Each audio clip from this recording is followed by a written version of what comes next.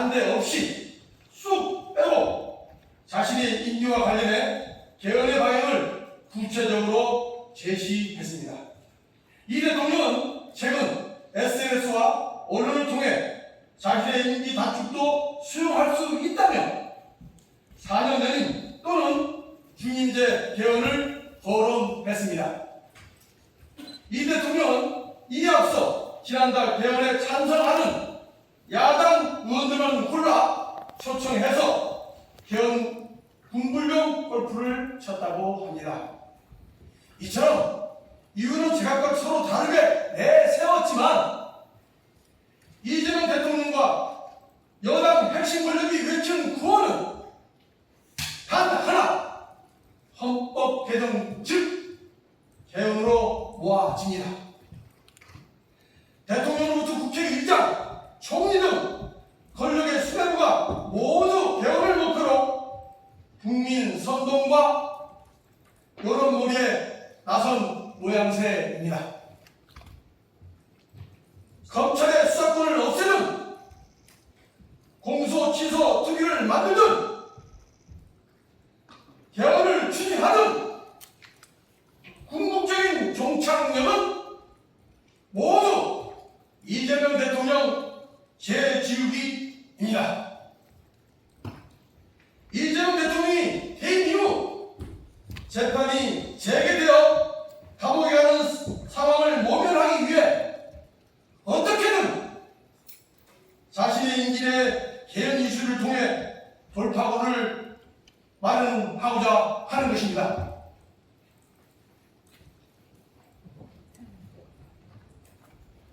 파주을 당협위원장 한길용입니다.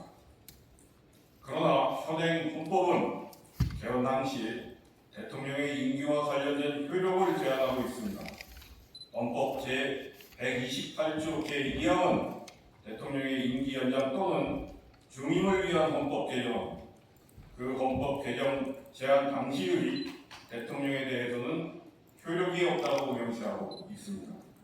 헌법 제128조 제2항은 헌법 개정의 한계 사유로서 연임 개헌을 하더라도 현역 대통령에게는 적용되지 않는다는 것이 헌법 합계 정설임에도 국민의 뜻이 중요하면서 연임제와 임기 단축을 던지는 이 대통령의 속셈은 명확합니다.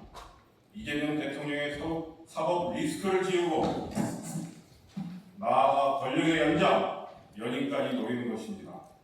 검찰의 수사권을 없애고 특위를 만들고 위원회를 만들었지만 이것만으로 자신의 재지우기가 불확실하자 이제는 개헌으로 돌파하려는 것입니다. 일각에서는 이재명 대통령이 사법 리스크 해소용 조항은 넣지 않겠다거나 연임은 하지 않겠다고 약속하면 개헌 논의를 해볼 수 있다는 주장도 나옵니다. 하지만 자신의 대통령 임기 단축까지 운운하며 개헌을 강행하려는 이재명 대통령의 말을 누가 신뢰할 수 있겠습니까? 이재명 대통령의 발언, 신뢰도는 땅에 떨어진 지 오래전입니다. 존경하는 박근혜 대통령이라고 했더니 진짜 존경하는 줄 알더라부터 기본소득, 한미동맹 등 핵심 가치와 정치 철학에 대한 말이 왔다 갔다 한 적이 한두 번이 아닙니다.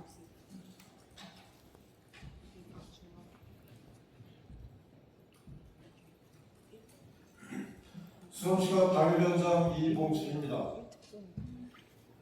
이재명 대통령이 개헌 블랙홀로 모든 이슈를 끌어들이는 동안 전 국민의 민생은 내팽개쳐져 망가진 채 방치되고 있습니다. 무엇보다 대한민국 안보가 무너지고 있습니다. 도널드 트럼프 미국 대통령은 지난 16일 한미연합 군사훈련 규모를 대폭 축소할 것을 지시했습니다. 더 큰 문제는 한미연합훈련을 취소하기엔 너무 늦었으니 규모를 대폭 축소하라고 한 것입니다. 훈련 비용과 북한 김정은과의 관계 등을 거론한 것으로 볼 때 앞으로 트럼프 대통령 집권기간 한미연합훈련이 아예 중단될 가능성도 배제할 수 없습니다. 트럼프 대통령은 이날 다소 관련이 없을 수도 있지만 이라고 전제했지만 한국 대통령에게 이란 이슬람 공화국의 비핵화에 우리와 함께 해줄 수 있겠느냐고 물었더니 이재명 대통령이 사양했다고 언급했습니다. 이재명 정부의 아마추어 외교가 초래한 안보 위기이자 동맹국의 신뢰를 헌신짝처럼 취급한 오만한 외교가 불러온 안보 참사라는 사실을 트럼프 대통령이 직접 지적한 셈입니다. 문제는 이를 우려하기는커녕 이에 주목한다며 북미 정상 간 우호적인 관계가 의미 있는 북미 대화로 이어지길 기대한다고 한 청와대의 황당하고도 한가한 반응입니다. 연합 방위 태세에 문제가 없는지, 나아가 한미동맹에 구멍이 생긴 것은 아닌지 긴급 점검해야 할 중차대한 시점에 태평스럽게 북미 대화를 운운하고 있으니 이재명 정부가 대한민국의 안보와 5,100만 국민의 생명과 재산을 책임질 수 있는 정부인지 의심이 가지 않을 수 없습니다. 우포시 당협위원장 최진학입니다. 이재명 정부 출범 이후 3단봉의 빈총 경계부터 조건 충족 고려하지 않은 졸속 전작권 추진, 쿠데타 오는 군의의 사기를 땅에 떨어뜨린 사관학교 통폐합, 선택적 모병제 추진 등 이재명 정부가 보여준 안보 자세와 정책은 국방력 약화를 우려하는 국민을 더욱 불안에 몰아넣고 있습니다. 동해상에서 경계 근무를 수행하던 중 해군 장병이 실종돼 결국 사망으로 확인된 그 순간 이재명 대통령이 한가롭게 골프 라운딩을 즐겼다는 의혹이 여전히 사라지지 않고 있습니다.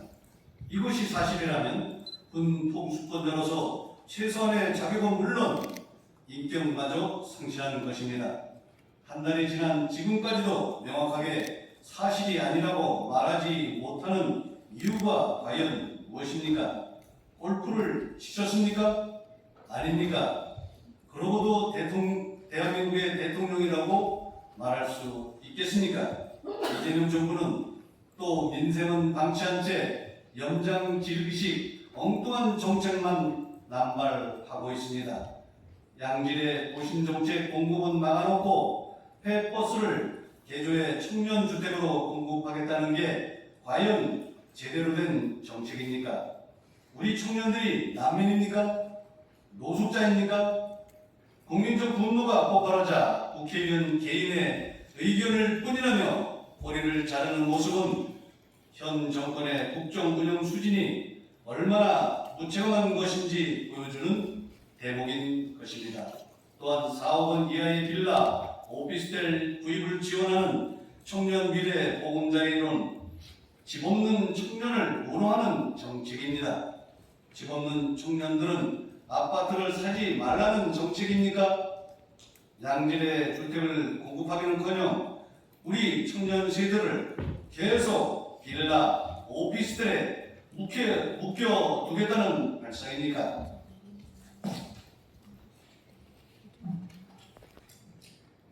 고양시 당협위원장 권순영입니다.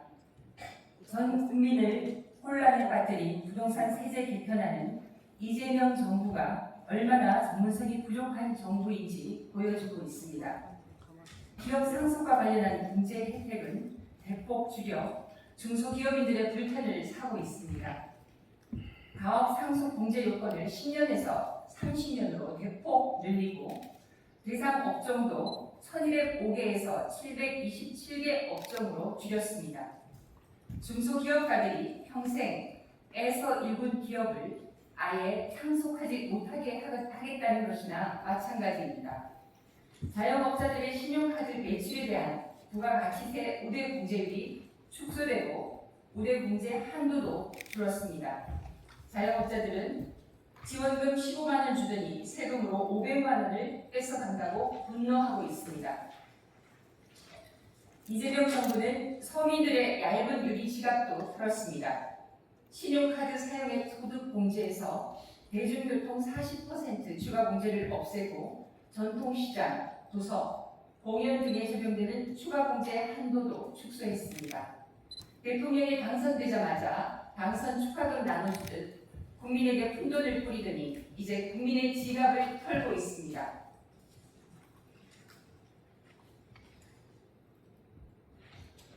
국민의힘 용인정 당협위원장 이주현입니다.